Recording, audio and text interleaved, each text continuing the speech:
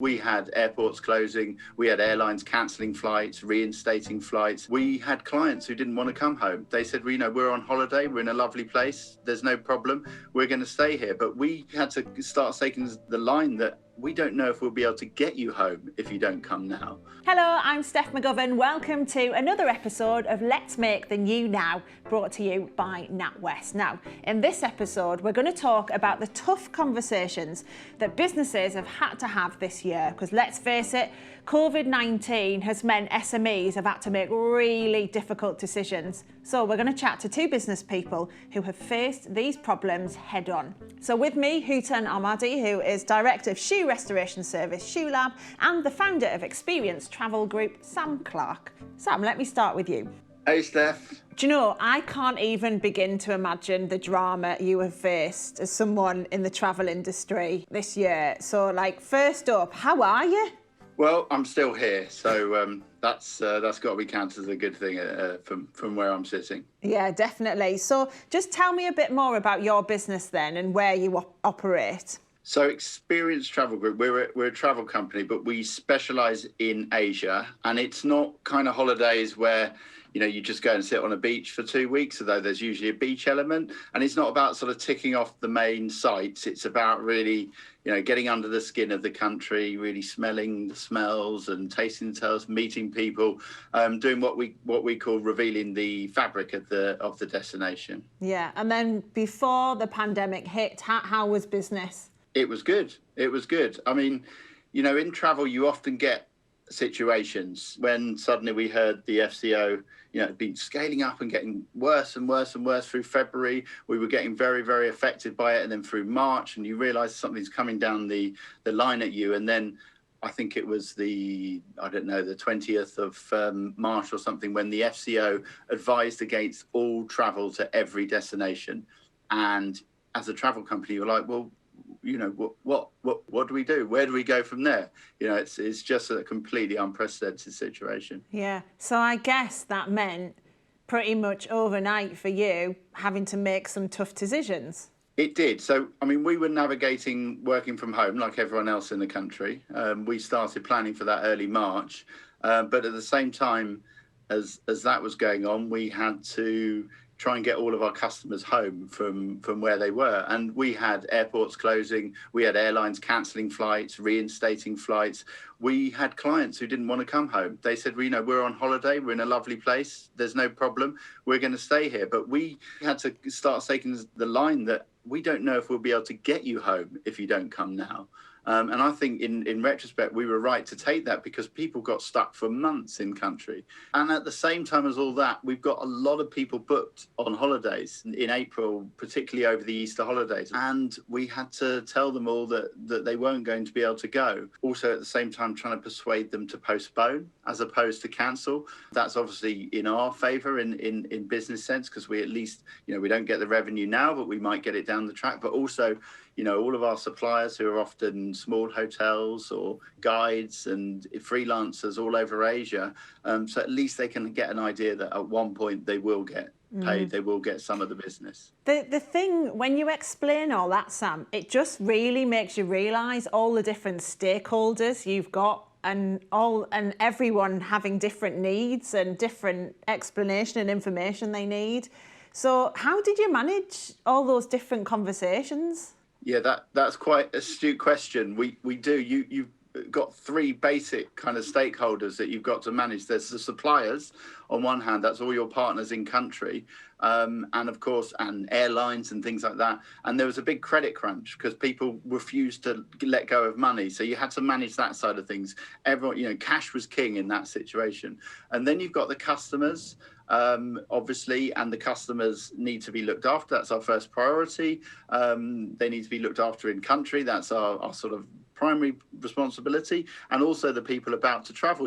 We've got to service their needs. They paid for a service, and we need to supply that. But also, of course, our employees. The employees, they were in an unprecedented situation, just like everyone else. They were worried about their job. They were worried about their career. They're seeing that travel's coming to a standstill, and yet they've got to deal every day with clients, with suppliers, etc. So to manage all of that is quite a balance. So how did you do it? I think I'm lucky insofar as we've got a really strong team, and they're quite used to dealing with difficult situations for the clients. And I guess the job of all of us in Experience Travel Group, or ETG as we call it, is to really understand people and to empathise with where they're coming from, what they want from their holiday primarily, and how we can make that kind of happen together, how we can make that sort of magic of travel. And in this situation, you need to go back to basics and really understand where your customers are coming from. You can't fall back on trying to play the sympathy card, because you need to understand that they're looking forward to a holiday and they're in a difficult situation, and you've got to understand where they come from. And I think with our employees, it's just a matter of being really, really clear and not trying to be overly optimistic or even overly pessimistic, but just very, very clear-eyed about what the situation is and what we need of them. It's really interesting, because I'm interested to know how you kind of manage to motivate your staff to have difficult conversations with customers and suppliers at the same time as worrying about their own jobs. So how did you keep the morale in your staff?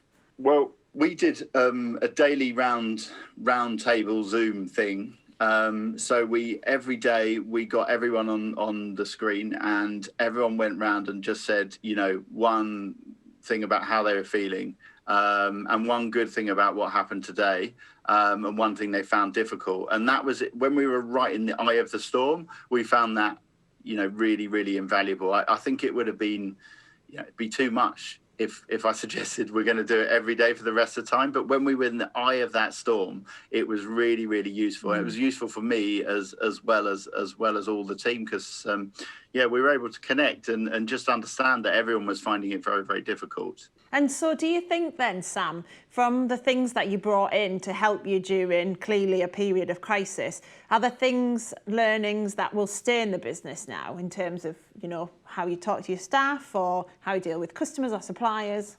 Yeah, get out of travel and not get back into it. But no, there definitely are. I think we've learned massively that, or relearned the lesson really, because I guess it was a lesson we knew already, but you can't communicate enough. You've just got to keep communicating, and that goes with all three sides of the triangle, as we talked about earlier: the suppliers, the customers, and employees, and really just making sure everyone's in the loop, making sure everyone knows what the situation is, being honest about the situation and talking, and that was so clear. And I think our customers really responded well. Our customers were fantastically supportive for us, so many postponing their trip to help us out, really. And I think because we were honest and we communicated a lot, they were really open to that. So that's definitely the most important lesson. Yeah. And I think that's key for lots of businesses, whatever industry you're in. It's still a sector which is constantly got change in it and uncertainty. The travel rules are kind of changing on a weekly, sometimes daily basis at the moment. So what are your thoughts on the future for your industry? How are you feeling about things? It is still really, really difficult. There is no confidence in the market. They're just too worried to book trips because, am I going to be quarantined? Am I allowed in? What's going to happen? A lot of our destinations in Asia at the moment are saying, look, we don't want UK visitors, full stop. So it's very open-ended. It's not like there's going to be a time we know when when demand is going to come back.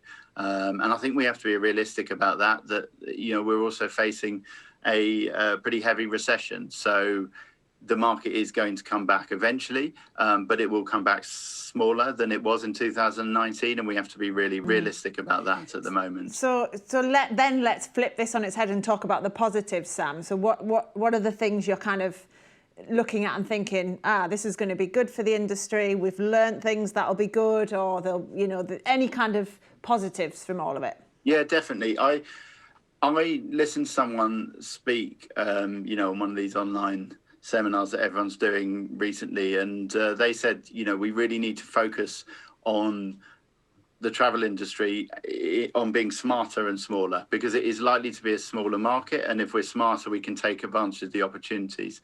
And that really resonated with me. So there's a couple of things that we're doing. And one is, firstly, the key problem at the moment is confidence in the market. What we want to do is talk about travel, want to book travel. We want to start planning. We also want our suppliers, our contacts out there in Asia to be able to feel that business is going to come back at some day. So what we've tried to do is come up with a solution where we can de-risk the booking and planning process. So if you were keen to book a holiday or think about a holiday next year, we'll say, look, come and do that. We'll plan it with you. We'll go through all the normal planning. And what you can do is just pay £100 deposit. So you're not risking anything. And even that is refundable if the trip wasn't to go ahead. But you can still do that planning. And that has a really positive effect on not just our employees, but also our suppliers in country. And it makes it that bit more likely we'll get the business once travel is ready again. So that's the first thing we're doing. The second thing is we've looked at our market and thought that, people have had a hard time, right? So the last 6 months, and, people have, struggled, and it's been very difficult.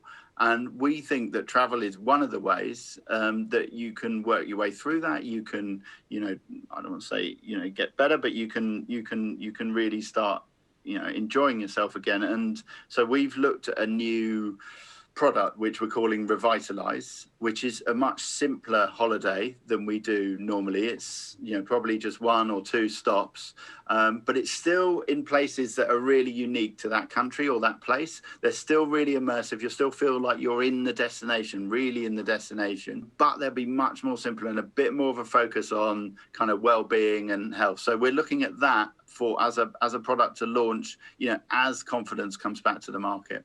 Yeah. So then, based on all of that and what you've learned from everything you've been through, what would your advice be to other travel companies? If I had any advice, it is that we do need to be aware that it is going to be a smaller sector.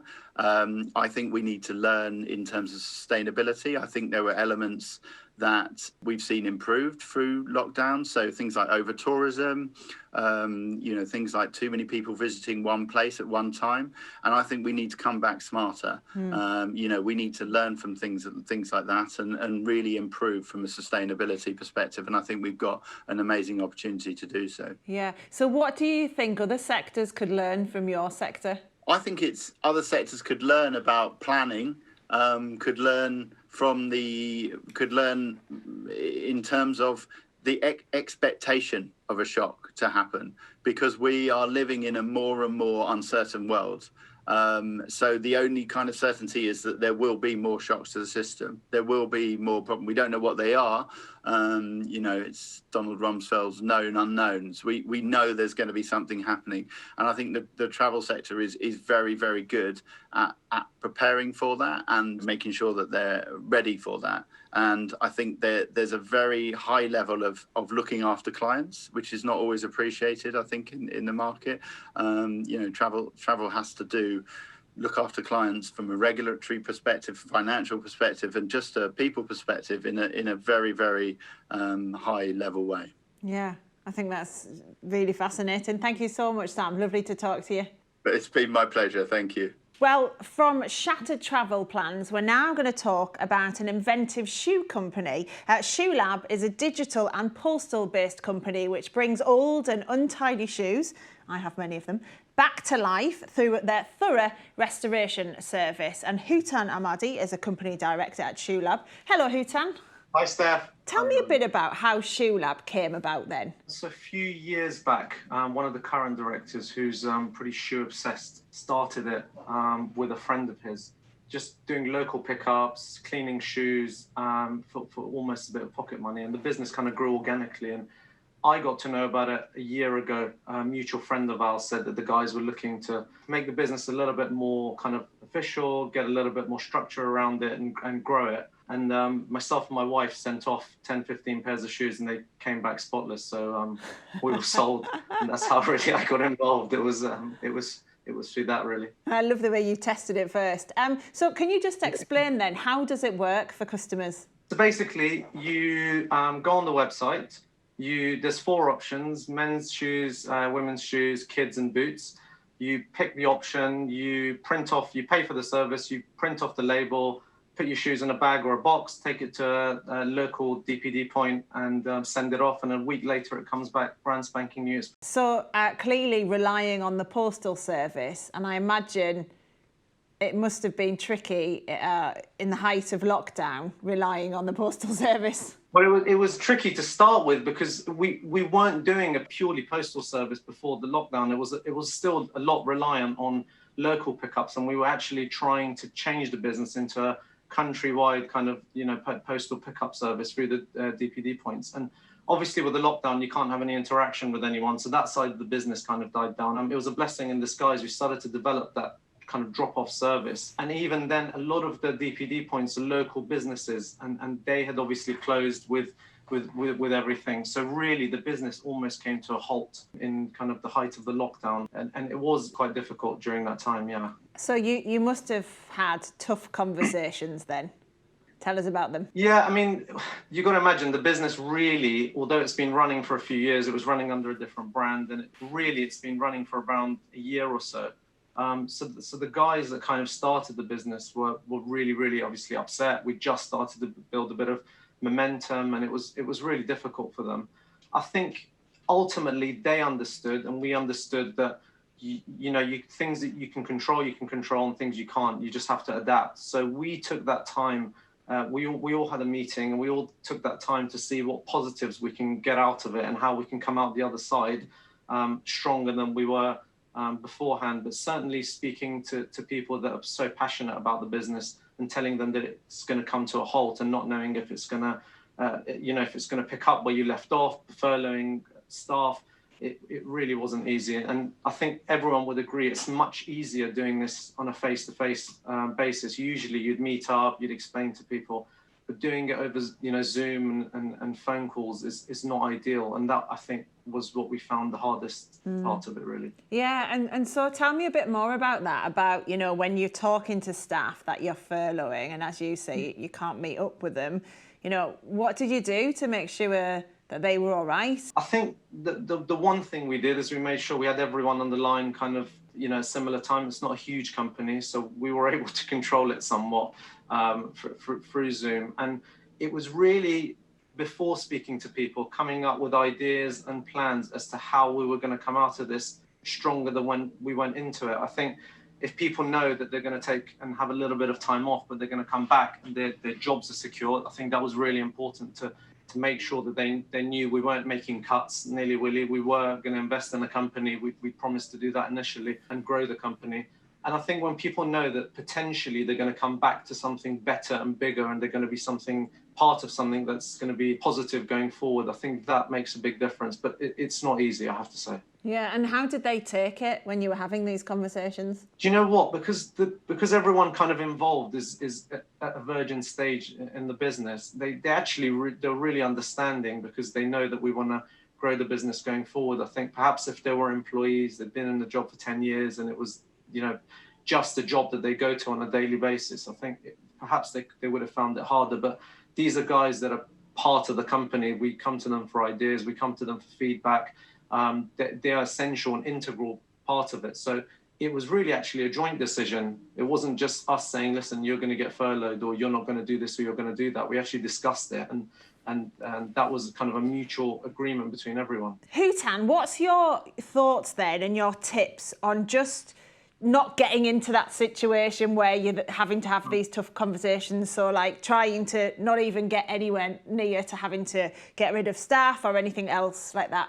Well, I think with this whole lockdown thing, it was a real, sucker punch. It's not something that anyone could have predicted. Then it came around and it's hit every single business. And I think the important things is to take lessons away from that. I think to have cash flow reserves for people's salaries, especially over a certain period of time, to look at your P&L and really make sure that you have a comfort buffer of, X number of months before you have to start looking at making cuts going forward. And we've certainly now built that into the P&L, whereas we perhaps may not have before the lockdown, to make sure that, good people to work with are not easy, to come by. And we've got really, really good, passionate people that work with us. And the last thing you want to do is to mess them around. And really, we want to try and keep the staff, for as long as possible and on the same contracts, etc. So I think that's the biggest thing for me. And then what about on the customer side? How did you deal with the kind of communication with customers through all of this? So we're lucky because obviously it's mainly digital. So we're really able to communicate with the customers quite easily. We actually use the time to build up our marketing, to use some influencer marketing, to change the digital strategy. So that for us has been actually a little bit of a blessing because, as I said before, the business was reliant on drop-offs and pick-up points locally. And during this time, we've really managed to pin down a more countrywide service. And that's helped us. I think us being more of an online service now really helped with the communication with our customers. Yeah, and what about things now? How are they? Have you, you've made the new normal, so what's it like now being in it? Yeah, it's not too bad, to be honest. We've started to bring people back from furlough. The business has started again. We're almost above where we left off, which is great in terms of kind of orders and sales. And it's really sad to say, but in a climate perhaps when things are harder, businesses like us thrive more because people are less likely to go and spend maybe on a new pair of shoes, whereas their old ones brought back to life. So we're actually seeing an upsurge in business, whereas others might be suffering. So we're quite optimistic over the next year or so. What can people who are watching, listening to this take away from what you've learned? I think from my point of view, what I've always tried to do is I've tried to be light and profit maximizing. So I try not to look at businesses or get involved in businesses who have small margins because I always think they're affected by things really quickly. I try to get involved with businesses which are not so much affected by governmental decisions, so they're pretty stable. And to start light, I think if you're starting a business, if you can run it from home in the short term, do so. Don't pay for an office. If you can cut this, maximize your profits, understand your clients, understand what you're doing. And once you have a business that's going forward and thriving, yes, get investment, throw money at it, and try and grow. I think the biggest thing that I've learned, and I've been through a few businesses that haven't worked as well up until now, is really going head first, not understanding my demographic and always thinking of the most positive case. Whereas really, when you go into something, I would advise people to look at the most positive case. You've always got to be positive, but think, okay, well, look, if this doesn't hit the target, if this doesn't happen, what then happens? Because, when we start businesses, usually we start it off alone or with a friend or a colleague, but soon it becomes something bigger, and we're reliant on other people in terms of salary, staffing, etc. And I think you've got to take all those things into consideration to make sure that whatever you're going to has an outcome and succeeds, really. Yeah, and you've briefly mentioned the future for Shoe Lab, but what about across the board in business? Like, what is it you think are going to be the businesses that do well? Like, what attributes do you think they're going to have? Well, I think it's the ones that can adapt really quickly. I think you've already seen a lot of people started working from home, a lot of people using technology a lot more. I think it's people that, are going more digital. The ones that are able to adapt to changes, I think the ones that will ultimately survive. I think, there have been businesses that have been running for many, many, many years. And I think you really just have to be able to adapt to what gets thrown at you. And I think we're going to go more into the ilk of, working from home, having meetings, being able to motivate people to work from home. Often it's difficult to do that. I think those are the things that people need to really take on board going forward. Yeah, Hutan, thank you very much. I really appreciate your time. Thank you very much. Bye. Do make sure you join us for the next episode of Let's Make the New Now, where we'll be looking at companies who've managed to find a gap in the market in 2020, which allowed SMEs to find opportunities to exploit them. That's what we'll be talking about. See you then. Bye-bye.